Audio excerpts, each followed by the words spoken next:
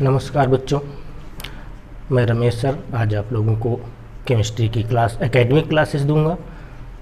और चूँकि इंटरमीडिएट की क्लासेस स्टार्ट हो चुकी हैं, ऑनलाइन क्लासेस कोविड-19 महामारी की वजह से आप लोगों को क्लासेस नहीं मिल पा रही हैं, इसलिए मेरा ये प्रयास है कि आप लोगों को ऑनलाइन क्लासेस के तहत पूरा का पूरा सिलेबस प्रतिदिन के हिसाब से डिलीवर किया जाए ताकि आपकी पढ़ाई बाधित ना हो सके। चलिए आइए देखते हैं, आज हम लोग शुरू करेंगे अपना पहला टॉपिक।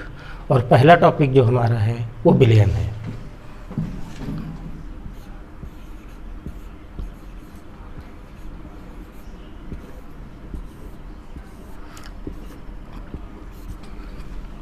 तो विलयन क्या है, ये सबसे पहले आप लोगों ने बहुत पहले से पढ़ा होगा कि विलयन देखा होगा। आप लोग अंदाज़ा लगाते रहते हैं कि पानी में कुछ घोल दिया जाए तो विलयन बन गया, या पानी में नमक घोल दे तो विलयन हो गया, पानी में चीनी को घोल देते हैं तो विलयन हो गया। लेकिन ऐसा नहीं है। जो वास्तव में विलयन जो है, किन्हीं दो या दो से अधिक पदार्थों का जो समांगी मिश्रण होता है उसको विलयन कहते हैं। यानी कहने का मतलब ये है कि विलयन में किसी द्रव में किसी ठोस पदार्थ को घोल दिया जाए तो विलयन नहीं है, या द्रव में द्रव को मिला दिया जाए तो विलयन नहीं है, बल्कि दो या दो से अधिक पदार्थों का जो समांगी मिश्रण होता है उस समांगी मिश्रण को हम विलयन कहते हैं। यानी विलयन क्या है, दो या दो से अधिक पदार्थों का एक समांगी मिश्रण है।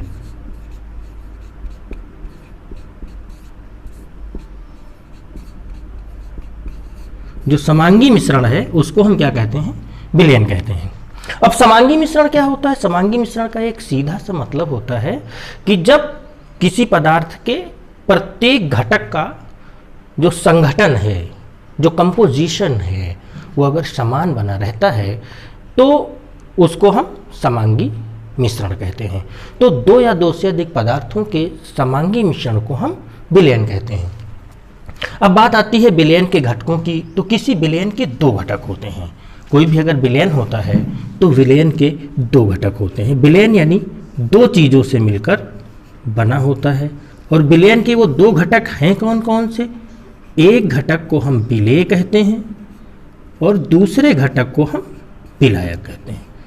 एक विलयन के दो घटक, एक विलयन के दो घटकों में से एक को हम विलेय कहते हैं और दूसरे को हम विलायक कहते हैं।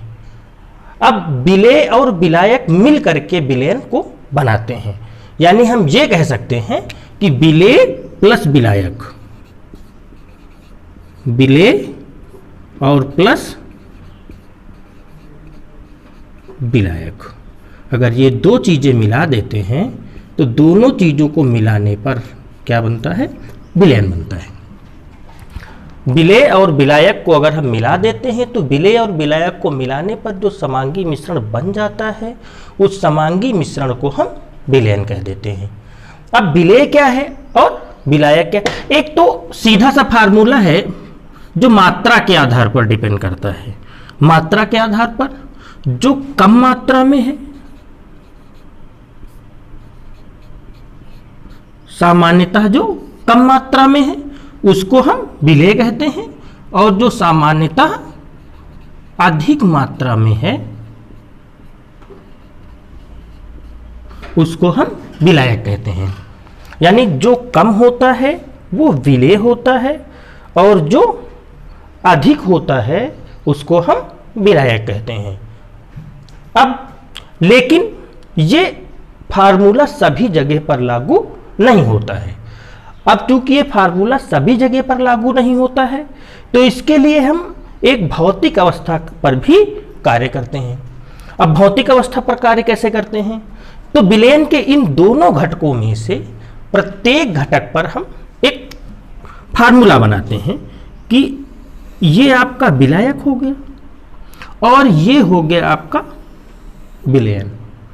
तो विलयन के ऐसा घटक, विलयन का ऐसा घटक जिनकी भौतिक अवस्थाएं समान हों, यानी विलेय और विलायक की जो भौतिक अवस्था है वो सेम होती है।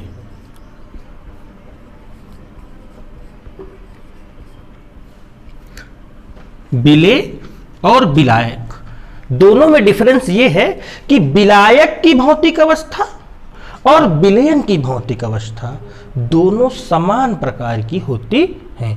यानी जो भौतिक अवस्था विलयन की है, तो विलयन के दोनों घटकों में से जिस घटक की भौतिक अवस्था विलयन से मिलती जुलती होगी, ऐसे घटक को हम विलायक कहेंगे। जैसे सपोज करते हैं हमारे पास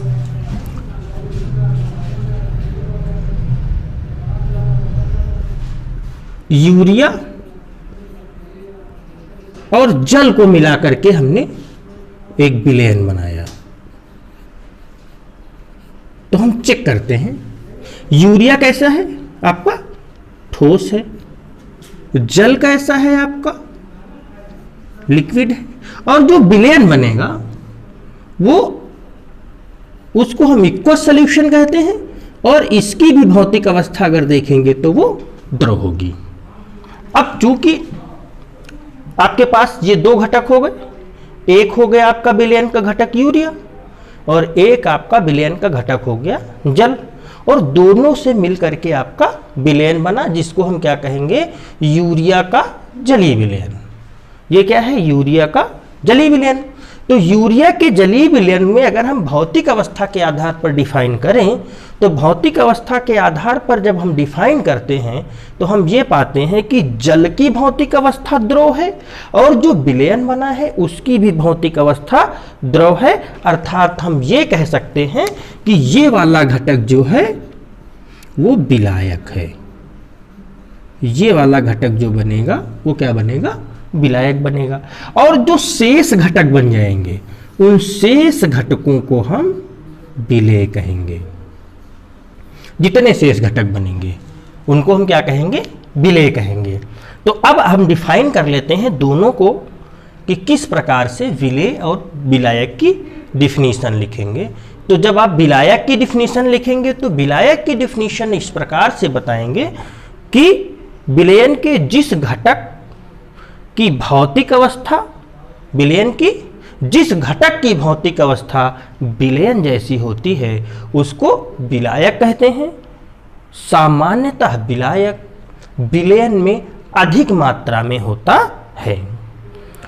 और विलेय की डिफिनीशन क्या लिखेंगे, विलेय क्या है, विलयन का वह घटक जो कम मात्रा में होता है उसको हम विलेय कहते हैं। दूसरे शब्दों में हम ये भी कह सकते हैं कि विलायक के अतिरिक्त विलयन में उपस्थित सभी घटक, विलायक के अतिरिक्त विलयन में उपस्थित सभी घटक जो हैं वो विलेय होते हैं। सभी घटक जो हैं वो क्या होते हैं, विलेय होते हैं। अब हम लोग आगे चलते हैं कि टाइप्स ऑफ विलयन देख लेते हैं, विलयन के प्रकार कैसे हो सकते हैं। खैर, एक तो मात्रा के आधार पर हम लोग बनाते हैं, तो मात्रा के आधार पर हम लोग देख लेते हैं। सबसे पहले देख लेते हैं विलयन के प्रकार पे हम लोग काम कर लेते हैं। हम लोग इस तरह से हेडिंग डाल देंगे, विलयन के प्रकार। आप इसको वर्गीकरण भी कह सकते हैं, इसको हम लोग वर्गीकरण भी कह सकते हैं। थोड़ा सा बताएंगे इसमें से, क्योंकि एनसीईआरटी पैटर्न की बात है तो ज़्यादा काम है नहीं, हम लोग देख लेते हैं थोड़ा सा मात्रा के आधार पर। एक तो होता है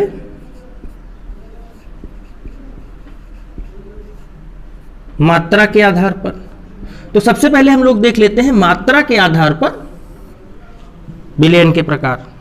मात्रा के आधार पर विलयन के प्रकार, मात्रा क्या हो सकती है, तो हमेशा हम लोग किसकी मात्रा को डिफाइन करते हैं, किसी विलायक की निश्चित मात्रा में घुलित विलेय की मात्रा के आधार पर जो हम लोग डिफाइन करते हैं उसमें किसको इस्तेमाल करते हैं, विलेय की मात्रा को। यानी किसी विलयन की अगर हम निश्चित मात्रा ले लें तो उसमें विलेय कम मात्रा में है या विलेय ज्यादा मात्रा में है, इस आधार पर हम विलयन को बांटते हैं मात्रा के आधार पर। तो मात्रा के आधार पर अगर हम विलयनों को देखें तो इसमें से एक पार्ट आपका आता है तनु विलयन का, एक होता है हमारा तनु विलयन, दूसरा हमारा होता है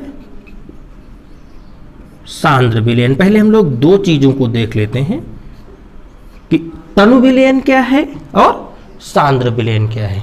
तो हम लोग एक कॉमन भाषा को समझेंगे। तनु माने पतला और सांद्र माने गाढ़ा। तनु का मतलब होता है पतला, पतला विलयन। विलयन के प्रकार की, तो विलयन के प्रकार को हम वर्गीकरण भी कह सकते हैं कि विलयन का वर्गीकरण किस प्रकार से करते हैं। तो एक तो पैटर्न आता है मात्रा के आधार पर। मात्रा के आधार पर तो हम मात्रा किसकी लेते हैं? सामान्यतः जो हमारा पैटर्न है उसमें हमेशा हम विलय की मात्रा के आधार पर विलयन के प्रकार को डिफाइन करते हैं। विलय की मात्रा के आधार पर अब पहले हम दो विलयन देखते हैं। एक तो आता है तनु विलयन और एक आता है सांद्र विलयन। तो हम लोग कॉमन भाषा में समझेंगे। तनु माने पतला और सांद्र माने गाढ़ा। तो दो विलयनों में जो पतला हो वो तनु विलयन और जो गाढ़ा हो वो सांद्र विलयन। लेकिन हम इसको डिफाइन कैसे करेंगे, परिभाषा इसकी कैसे बनाएंगे? तो दो विलयनों में से जिस विलयन में विलय की मात्रा कम होती है उसको हम तनु विलयन कहते हैं, और जिसमें विलय की मात्रा अधिक होती है उसको हम सांद्र विलयन कहते हैं। यानी आप तनु विलयन की डिफिनीशन क्या लिखेंगे? हेडिंग डालेंगे तनु विलयन और क्या लिख देंगे कि जिस विलयन में विलय की मात्रा कम होती है उसे हम तनु विलयन कहते हैं। और दूसरी हेडिंग डाल देंगे सांद्र विलयन। सांद्र विलयन में क्या लिखेंगे कि वह विलयन जिसमें विलय पदार्थ अधिक मात्रा में उपस्थित रहता है या घुला रहता है। वह विलयन जिसमें विलय पदार्थ अधिक मात्रा में उपस्थित रहता है, जिसको हम क्या कह सकते हैं? घुला भी रहता है। तो आप ये कह सकते हैं कि वह विलयन जिसमें विलय पदार्थ अधिक मात्रा में उपस्थित हो, ऐसे विलयन को हम सांद्र विलयन कहते हैं। तो दो विलयन हो गए आपके। दोनों विलयनों की डिफिनीशन बहुत इजी वे में आप कर लेंगे। तनु माने पतला विलयन, सांद्र माने गाढ़ा विलयन। यानी जिस विलयन में विलय कम मात्रा में हो वो तनु विलयन, और जिस विलयन में विलय अधिक मात्रा में घुला हो उसको हम सांद्र विलयन कहेंगे। उसके बाद आता है असंतृप्त विलयन।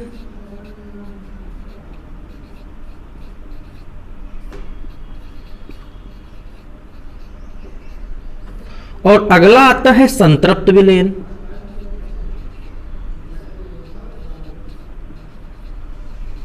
यानी अनसैचुरेटेड सॉल्यूशन और सैचुरेटेड सॉल्यूशन। तो आप ध्यान देंगे बहुत आसान है। असंतृप्त विलयन, तो असंतृप्त विलयन और संतृप्त विलयन की बात चल रही थी, तो हम सबसे पहले जान लेते हैं कि संतृप्त विलयन क्या है, और संतृप्त विलयन जानने के तुरंत बाद असंतृप्त विलयन आप लोग अपने आप सीख जाएंगे। संतृप्त विलयन क्या है?